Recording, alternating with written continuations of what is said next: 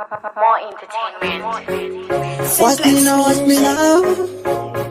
Lenny G, Mr. President, Max Control, the Team G selection, the 2023 production. let me know.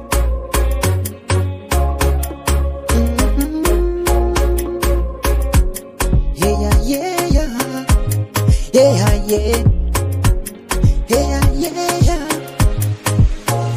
Mwari maita basa, ndimi matipinza muno. Mwari maita basa, ndimi matishitsa muno. Mwari maita basa, ndimi matipinza muno.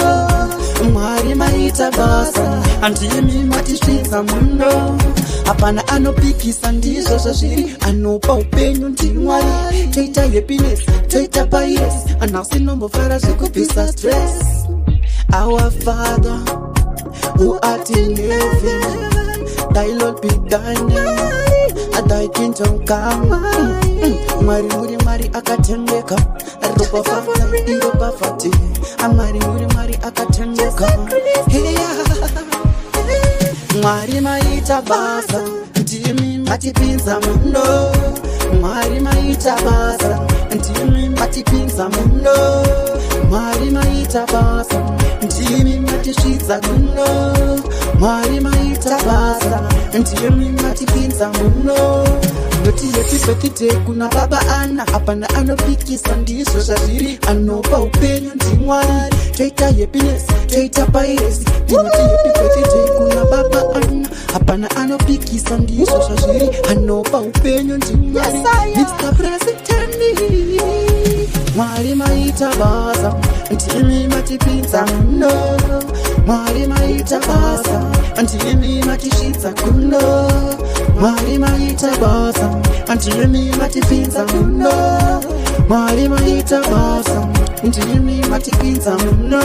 Watch me now, watch me now. Hear me now, hear me now.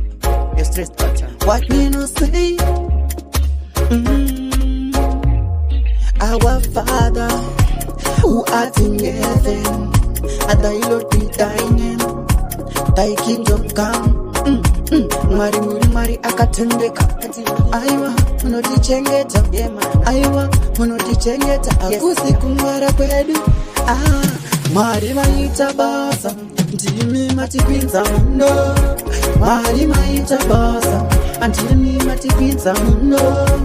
Mwari maita basa, ndimi matipinza muno.